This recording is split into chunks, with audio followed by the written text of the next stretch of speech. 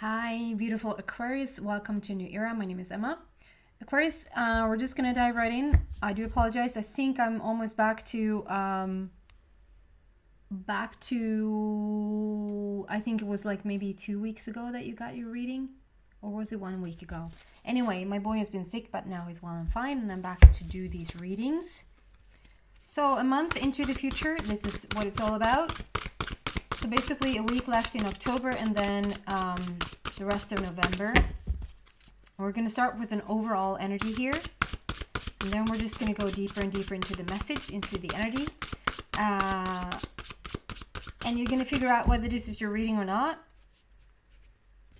To then, if you want to, come to the extension of this message. Let's see. Let's start here. What's going on for Aquarius for the upcoming month, please?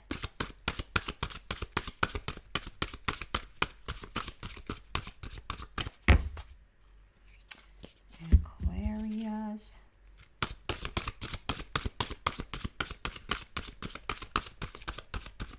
Nothing is going on for you. Ooh. I wanted to lay down sideways. So curious what that was. Something wanted to lay down sideways. Battle of the Blues. Lay down sideways.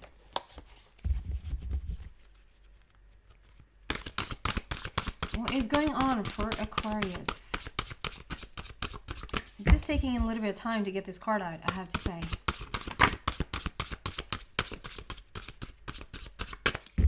So maybe you're waiting for something or want something to come to fruition. You're waiting on something that you think is taking a little bit too long, or long at least. You want something to happen. Wow. And there's your own card. This has become my Aquarius card over time. This is not saying Aquarius anyway, it's just saying, anyway, the energy is saying Aquarius, because it's originality and it's blaze your own trail. And that's what basically Aquarius is all about. Walking a path where nobody else has ever walked before. Doing stuff that nobody else has ever done before. Being innovators, creators, going in the lead of things. That's very much Aquarius. I'm very drawn to those, it might not even be, but it looks like it. Magnolias, both on the bottom for sure. There are Magnolias. I don't know if you see those. There are Magnolias going on forever and ever. And then on top, it sort of looks like Magnolias here as well. They're not, but today they look like it. It's just like on bottom and on top, there's like this huge, just so many Magnolias. And to me, that's what it means. Magnolias has been around for a gazillion years. They were the only flower that coexisted with the dinosaurs. I didn't know this from the I had to Google it because the Magnolia just did not disappear. It just kept coming up and coming up. And I was like, what's with the Magnolia? And the Magnolia flower in itself was the only flower that survived during the dinosaur time. And because we didn't have any bees back then, they survived on this black beetle. And not only do we have this white flower, but the Magnolia in itself branched out. So now we have over 400 different types of Magnolias. So I'd say that this is like if the rose holds the highest vibration, I'd say that the Magnolia is the flower of survival. Like they survived during a time where they weren't even supposed to survive. And they've been around for longer than any other flower. So there's something around those lines here today, and then like something around both on bottom and on top. Like they're both, something on the bottom is surviving. Something on the bottom really has longevity, really has stood the test of time. And then on top as well. I don't know what this bottom and top is just yet. We're going to go deeper into the message. I'm getting a lot like playing with the elements. Playing with fire, playing with water, playing with air. There's definitely wind here as well. So maybe all four of the elements. What is this about for Aquarius, please? Why is this card here? Wow.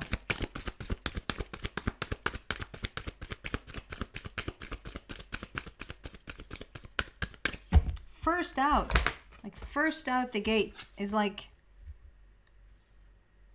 and it's so interesting because I've never seen this before. I think if you don't, it looks like a number 1. Like there's a 1 standing up, like in the midst of her skirt, of her fiery skirt. There's a 1 standing up, and that's very much Aquarius as well. Like you're in the lead. You're number 1. It might just be that you're quite competitive about something, but the number 1 really is standing out. So maybe that's like something really significant for someone. Like it really stands out as just the number 1. I mean, 1 in itself is a new energy. It's new beginnings. Start fresh, start over. And then comes, to be fair, Libra influence. You could have a Libra influence in your chart. There's a connection to a Libra somehow, some way. To be fair, there's something being balanced out right now. There's justice being returned in your favor. There's this feeling of good karma returns. There's something really beautiful going on in your life right now. You're taking the lead. You're showing up as number 1. You're creating something that nobody else has ever created before, and you're in the lead of it.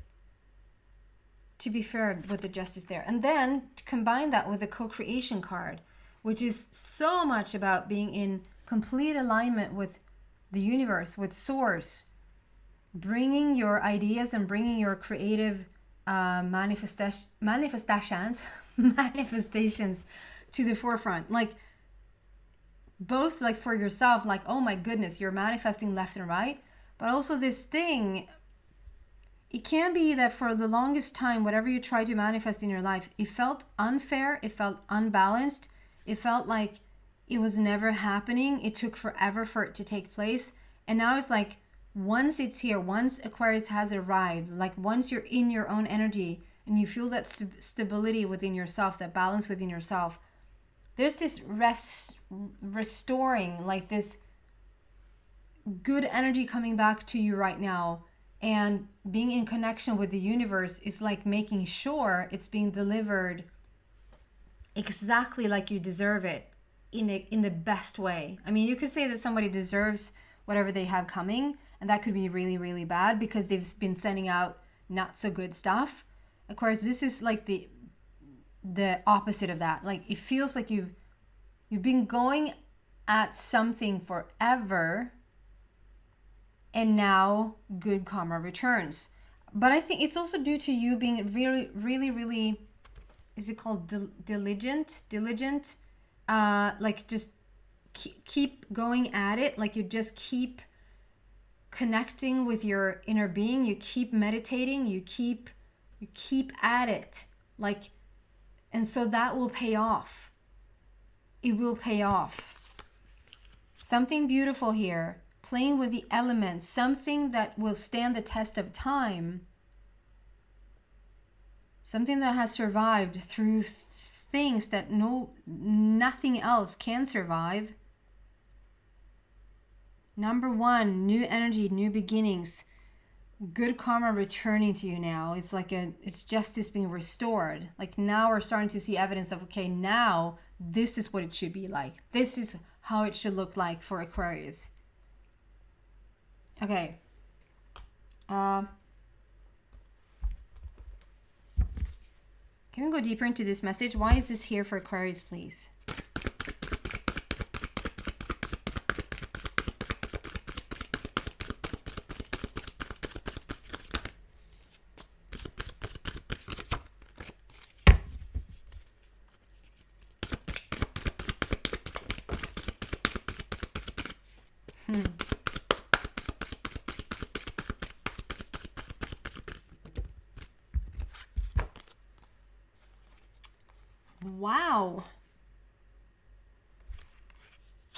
Wow. Okay, so the first card we're starting with, like, things are looking really, really good for you, Aquarius. Things are moving in the right direction, and I want to say finally things are moving in the right direction. we have the golden sail, the golden boat. It's sailing off into the golden sunset or golden sunrise, whatever, however you want to picture that. We have a red border, which speaks about laying a new foundation for yourself. Number 8 is all about strength, power. There you have the infinity of like good karma returning. Whatever you send out is now coming back. Whatever you send out is now coming back. And the fact that we have the words are a positive movement forward. And again, I want to add the finally. It's just, it feels like there's something, whatever reason, it's looking good. You're moving forward. Combined with these guys, memories of love and harmony, and 2 number 6. 2 number 6 coming out side by side. So for some, I know a lot of people don't want to hear it, but for some people, there's an X returning. For some people, there's an X returning.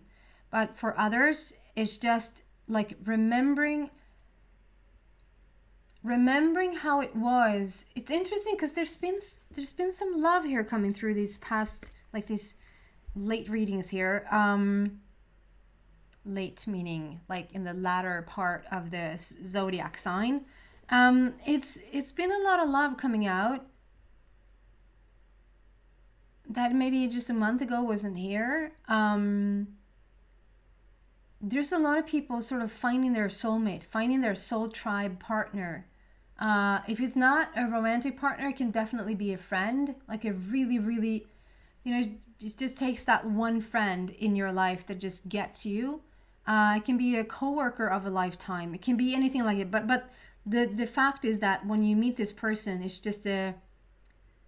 it's an instant recognition, an instant understanding. You don't have to explain yourself, or you don't have to, like in my case, it's all about, often about humor. Like, do they get my humor? And it doesn't mean that I'm like the most funny person ever to walk on this earth. I just feel the connection because they get my jokes, so they get the quick wit or whatever. However that is for you, you instantly recognize that they get you, if you know what I mean. So this is like, first it's a little bit about like remembering how it really was to be in love. Like remember the good times when it comes to love, and then make that really beautiful connection. And because we have 2 6s there, there's more focus on, basically it's saying the same thing as this does, because it's the sorry, as this does, is the co-creation with the universe. The co-creation with the universe is number 6 in numerology. So 6 is the relationship with your inner being, and we have that twice coming out. So the relationship with your inner being is the most prominent one, is the most important one. Of course, you like look to your source first, make that connection, and when you're very balanced and in alignment, coherent, then this beauty starts to take place. There's something about remembering past love, remembering how it was to love, not because you have to get back into a past relationship, but just remember overall, like how, excuse me, how was it to love? How was it to be really, really, really close to someone? Or if you don't really feel like you felt that ever before, to start to sort of, how would it be to be really, really close to someone? How would it be to be with someone that really gets you, Aquarius? And then actually making that connection. Like I said, it doesn't have to be romantic partnership. It can be a soul friend, soul tribe friend, a coworker, just somebody that understands who Aquarius is and what you're about and what you're trying to achieve or like do in the world. Okay. What else for beautiful Aquarius is going on here? Playing with the elements, standing the test of time, showing up as number 1, bringing in new energy to your life, good karma returning, balance being restored, having that connection with your inner being, and meeting someone very significant in your life right now. It's a very beautiful reading here. What was that? Yeah, sailing off into the sunset with a golden boat. Golden age.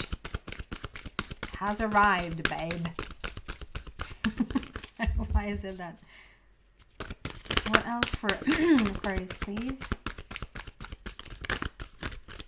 Okay, I'm hearing another deck here, so I will go to this one.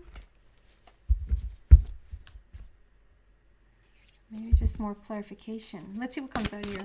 Ooh. Wow.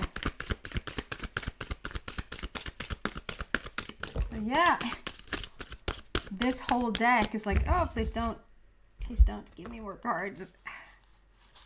Wow.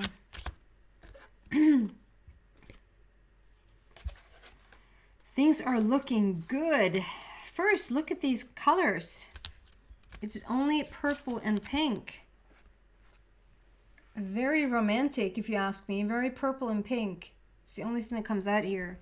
And first, we have Epiphany with the Archangel Raziel, which is a teacher of the magician. You're going to have some sort of epiphany. There's something that's going to come to your... It can be an epiphany, but because of the already energy here on the table, I feel like there's going to be a breakthrough.